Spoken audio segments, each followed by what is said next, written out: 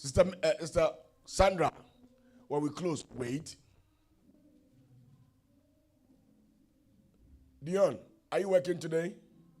Thank Jesus. Audrey, are you working?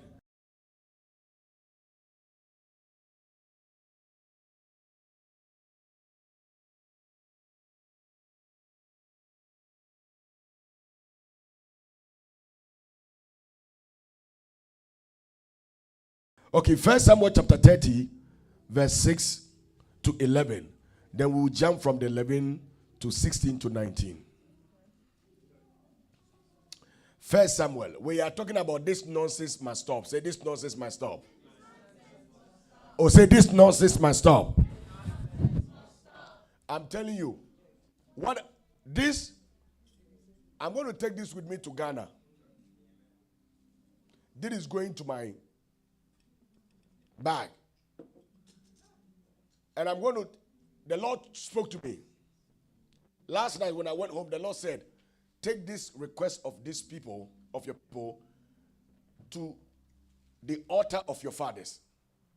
So this, if I'm there, I'm going to take a video. You guys will see me. I'm going to take this to the altar of my spiritual fathers. I have 3 of them. I'm going to take this. And I'm going to kneel before the altar and pray that may their angel and my angel grant the request of you. Amen. Your amen is in Jamaica. Amen. 3-0. First Samuel 3-0, not 13. Yeah. First Samuel chapter 30, verse 6 to 11. Then we'll jump from 11 to 16 to 19. Eh? No problem. Well, Mama, write it when we close and you bring it. If you are there, you can read it for me.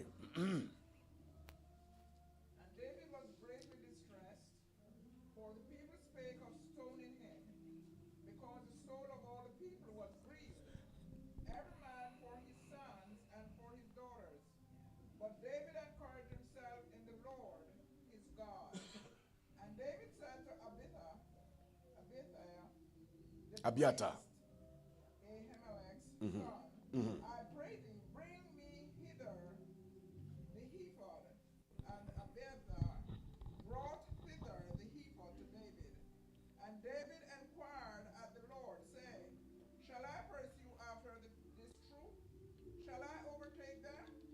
And he answered him, pursue, for thou shalt surely overtake them, and without fail recover all.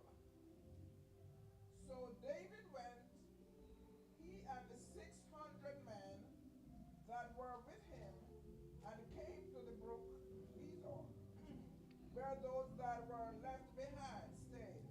But David pursued, he and 400 men, for 200 abode behind, which were so faint that they could not go over the brook Bezor.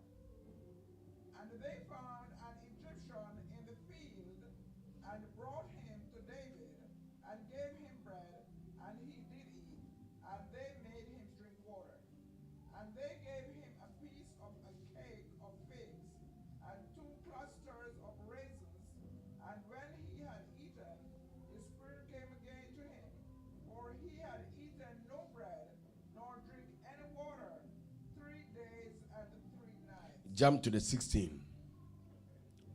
16 to 19. And when he had brought him down, behold, they were spread abroad upon all the earth, eating and drinking and dancing, because of all the great spoil that they had taken out of the land of the Philistines, and out of the land of Judah. And David smote them from the twilight even unto the evening of the next day, and there escaped not a man of them, save 400 young men, which rode upon camels and fled. And David recovered all that the Amalekites had carried away. And David rescued his 2 wives, and there was nothing lacking to them, neither small nor great, neither sons nor daughters. neither spoil nor anything that they had taken up to them. David recovered all. And David took all the flocks and the herds which they drave before those other cattle, and said, This is David's spoil. Amen. Say, and David recover all. Mama, hear me. We are in 2024. There are things that the enemy has stolen and the enemy has taken. But I came here to tell you today that before you enter into 31st night, you are not only going to pursue the enemy, but you shall recover everything. Amen. You didn't hear what I said. Amen. I said you shall recover everything. Amen. I said you shall recover everything. Amen. Whatever the enemy has taken from you, whatever the enemy has stolen from you, the enemy has taken your peace, the enemy has taken your joy, the enemy has taken your happiness.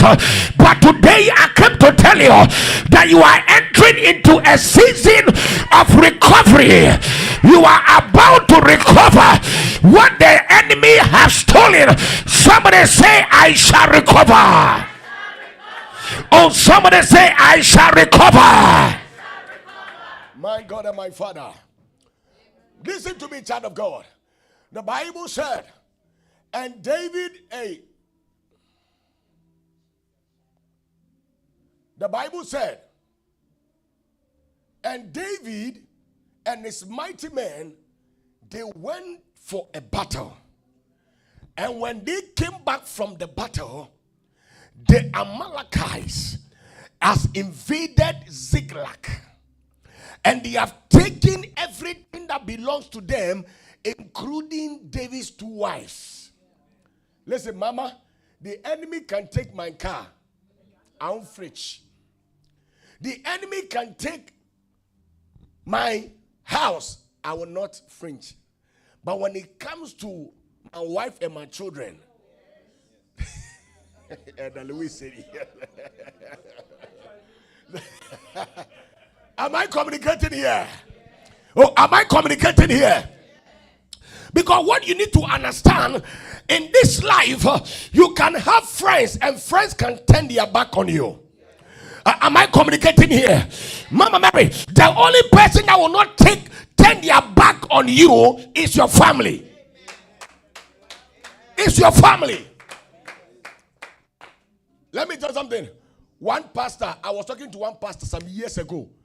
He's like a senior pastor to me. This is what he told me. He said, my son, as you invest time in praying for people, invest time and build your wife. Amen, and I asked him, what do you mean? I want to pray for people so that they will see that I'm anointed. Do you know what he told me? He said, when you pray for these people and you are weak, she's the one that's going to be there for you. Am I communicating here? Wife, do it outside, but don't do it in front of your wife. Okay, let me tell this story so that I'll preach. There was a guy who was shaving. He was shaving. And his wife came and said, let me help you shave. And he said, no, I'm okay. So, no, let me help you. And it's a bleed, in Jamaica and Africa, they have this kind of blade. So the woman took the blade, and whilst he was shaving the man's neck, she put the blade in the neck and asked the husband. She asked the husband, who is Teresa on your phone? And the guy said, what did you say? I said, who is? He said, I said, babe, I know you don't stutter. Answer me. Who is the? And the guy, he said, I said, who? Say amen. You don't know the power of a woman. When you are sleeping at night, is this woman alone in a room? The woman can hit you with anything, you are dead. You don't understand? She can cook for you, and before you realize you are dying slowly because she's putting small poison. I'm not saying go and do that to your husband. No, I'm not saying that. Say amen. Oh, say amen. Amen. So in this life, if you have anybody that you have to make happy, make your wife happy. Happy wife is happy what?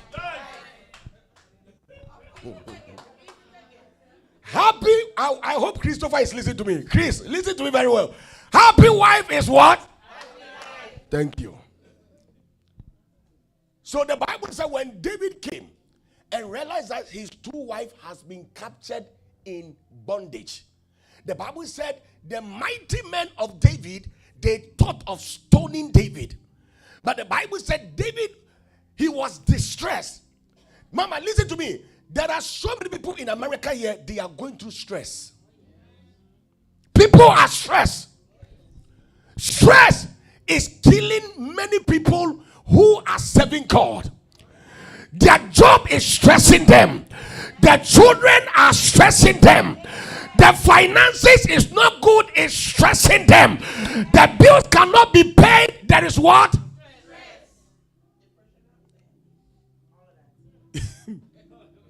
So stress is everywhere. The Bible said, David, so you, listen, if you are stressed, the first person, David was also stressed.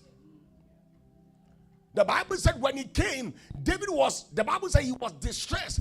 But good news is the Bible said, and David encouraged himself, not in himself, not in his friends, not in his family, but David encouraged himself in the Lord. So whatever your family is going through, you must learn how to, I will lift up my eyes towards the hills, for whence cometh my help? My help. Am I communicating here? So whatever I am going through, whatever I am facing, yes, it may bring me stress. Your children are not listening to you. They are giving you headache. Your husband is not listening. Your wife is not listening to you. You are stressed. You can't take it anymore. But what you need to understand, you must come to a place that you will encourage yourself in God. And how do you encourage yourself? With God, all things are possible. I can do all things through Christ who strengthens me. Am I communicating here? It doesn't matter what you are going through. Say to yourself, if I walk through the valleys and the shadows of death,